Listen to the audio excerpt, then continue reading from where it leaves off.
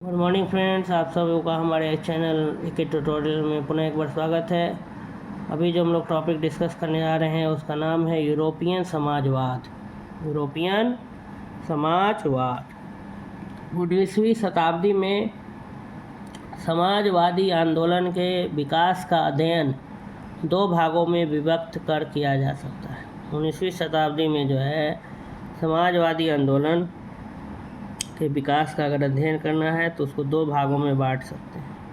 Karl Marx के पूर्ववर्ती विचारक और उसके बाद के विचारक। अगर समाजवादी आंदोलन को बांटना है, उसके विकास का अध्ययन करना है तो हम दो भागों में विभक्त कर सकते हैं। एक कार्ल मार्क्स के पूर्ववर्ती विचारक और उसके बाद के विचारक। कार्ल मार्क्स के पूर्ववर्ती विचारकों को कल्पनावादी विचारक कहा जाता है और उनके द्वारा प्रतिपादित सिद्धांतों को काल्पनिक समाजवाद कहा जाता है, यूटोपियन सोशलिज्म।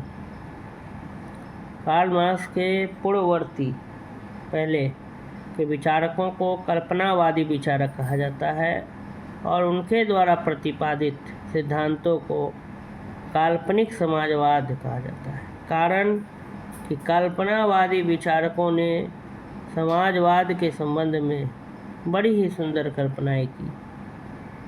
कल्पना माने वही सोचना, किंतु उन्हें व्यावहारिक रूप के लिए कोई ठोस योजना प्रस्तुत नहीं की। इमेजिन करना, कल्पना करना। काल्पनिक समाजवाद, काल्पनिक विचारकों ने समाजवाद के संबंध में बहुत ही सुंदर सुंदर क्या किया, इमेजिनेशन किया, कल्पनाएं की, ख्याली पुलाव बनाए, किंतु उन्हें व्यवहारिक रूप देने के लिए कोई ठोस योजना प्रस्तुत नहीं किया, कोई सॉलिड प्लानिंग नहीं था उनके पास, सिर्फ कल्पनाएं ही मात्र थी।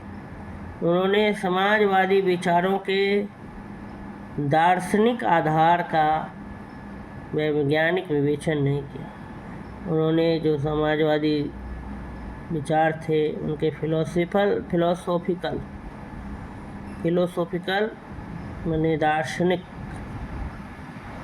आधार जो बेस है उसका वैज्ञानिक विवेचन नहीं किया।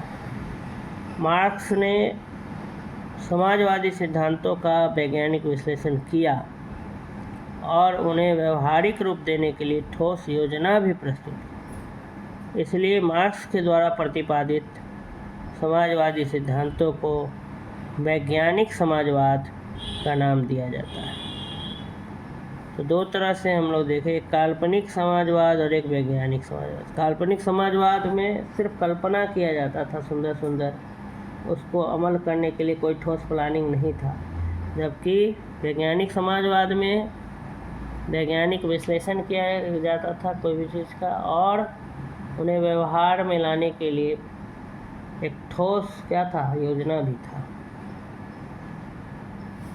आगे देखते हैं। औद्योगिक क्रांति से उत्पन्न परिस्थितियां सर्वप्रथम पश्चिमी यूरोप के देशों जैसे फ्रांस और इंग्लैंड में प्रकट हुई। इसलिए समाजवादी विचारों का विकास सर्वप्रथम उन्हीं देशों में हुआ। औद्योगिक क्रांति जो इंडस्ट्रियल एवोल्यूशन हुआ उससे जो उत्पन्न परिस्थितियां थी तो सर्वप्रथम पश्चिमी यूरोप के देश जैसे फ्रांस और इंग्लैंड में प्रकट हुई। इसलिए समाजवादी विचारों का विकास सर्वप्रथम उन्हीं देशों में हुआ। फ्रांस में पहला कल्पनावादी विचारक फ्रांसिस नोएल बाबेफ हुआ। फ्रांस में जो पहला कल्पनावादी विचारक थे वो फ्रांसिस नोएल बाबेफ हुए। फ्रांस की क्रांति ने सभी मनुष्यों के समानता की घोषणा की थी, किंतु फ्रांस के समाजवादी सभी मनुष्यों की राजनीतिक समानता के साथ साथ आर्थिक समानता भी स्थापित करना चाहते थे। इसका कारण था कि क्रांति की सबसे अधिक लाभ सट्टेबाजों और निजी भूमि रखने वालों को मिला था। जनसाधारण इस लाभ से वंचित ही थे। फ्रांसिस नोएल बाबेफ समाज में आर्थिक समानता का पक्षपाती था। वह निजी संपत्ति का खात्मा करना चाहता था, उन्मूलन करना चाहता था, इरेडिकेशन, उन्मूलन।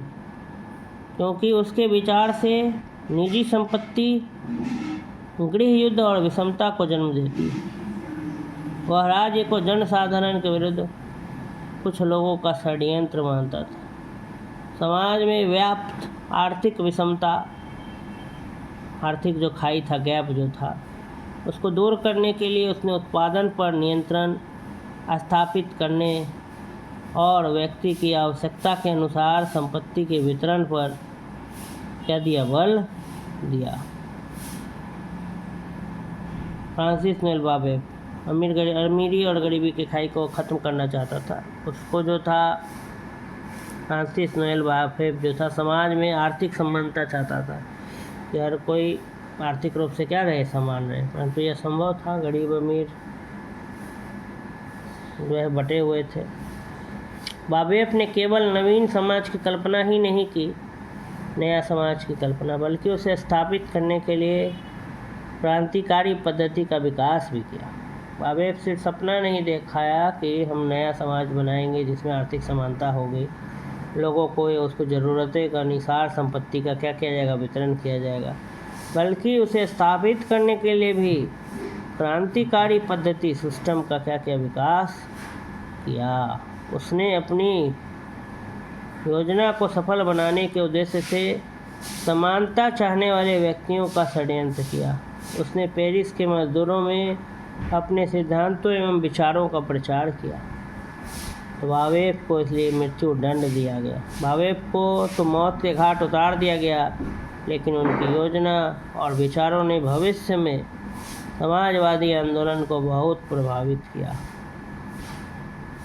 कह रहा है कि बाबेफ जो था पेरिस के मजदूरों में अपना सिद्धांत का प्रचार करने लगा, तो जो है जिसके कारण उसको बाबेफ को क्या दे दिया गया, मृत्युदंड दे दिया गया। अमीर नहीं चाहते थे कभी भी कि गरीब जो है उनके बराबर आ जाए, वो आर्थिक विषमता ही चाहते थे कि ये गैप बना रहे।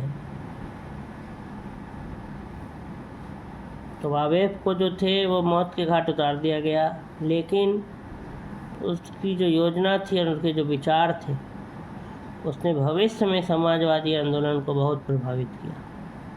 नॉर्मन मैकेंजी का मत है कि बाबेफ ने लेनिन और 1917 ईस्वी के बोल्शेविक क्रांति का पथ प्रदर्शन किया था। नॉर्मन मैकेंजी का ये मानना है, नॉर्मन मैकेंजी का, कि बाबेफ जो था वो लेनिन का और 1917 में जो बोल्शेविक क्रांति हुआ, रेवोल्यूशन हुआ, उसका रास्ता जो है दिखाने का काम किसने किया था, बाबेफ ने किया था। फ्रांसिस नोएल बाबेफ पूरा नाम था। तो नॉर्मन मैकेंजी ये मानते थे कि बाबेफ ने लेनिन और 1917 ईस्वी के बोल्शेविक क्रांति का पथ प्रदर्शन किया था। वह पहला समाजवादी था जिसने बतलाया कि क्रांति के द्वारा ही श्रमिक वर्ग राजनीतिक सत्ता हस्तगत कर सकता है, ट्रांसफ़र कर सकता है। सेंट साइमन पहला विचारक था जिसने विज्ञान का औद्योगिक उन्नति के साथ गहरा संबंध प्रदर्शित करते हुए ऐतिहासिक विकास की उस पद्धति पर प्रकाश डाला जिसके आधार पर विभिन्न युगों में मनुष्यों की प्रगति की व्याख्या की जा सकती थी। इस प्रकार इतिहास की आर्थिक व्याख्या में वह कार्ल मार्क्स एवं एंगल्स का पूर्ववर्ती सेंट साइमन के बारे में बोल रहा है। वो पहले विचारक थे जिसने विज्ञान का औद्योगिक क्रांति के साथ क्या दर्शाया, गहरा संबंध प्रदर्शित किया। चार्ल्स फूरियर सेंट साइमन का समकालीन था। उसने भी समाजवाद की एक विस्तृत योजना प्रस्तुत की। वह अपने जीवन के प्रारंभिक काल में पूंजीवादी व्यवस्था के दुर्गुणों का अनुभव कर चुका था, इसलिए वह अब पूंजीवादी का विरोधी हो गया था। 1840 ईस्वी के बाद समाजवादी विचारों को राज्य की सहायता से क्रियात्मक रूप देने वाला पहला विचारक लुई ब्लांक हुआ। उसने बतलाया कि सामाजिक परिवर्तनों का उद्देश्य मनुष्य की सुख समृद्धि और विकास होना चाहिए। 1840 ईस्वी के बाद समाजवादी विचार उन्होंने कहा राज्य की सहायता से जो क्रियात्मक रूप जो देने वाले विचारक थे वो लुई ब्लैंक थे। उन्होंने ये बतलाया कि समाज में जो कोशिश किया जा रहा है, जो प्रयत्न किया जा रहा है, इसका उद्देश्य एकमात्र यही होना चाहिए कि मनुष्य की सुख समृद्धि और विकास। इस तरह से ये टॉपिक जो है हमने डिस्कस कर लिया। अगर आपको हमारा वीडियो पसंद आया तो सब्सक्राइब करें, लाइक करें, अधिक से अधिक छात्रों तक पहुंचाएं। धन्यवाद।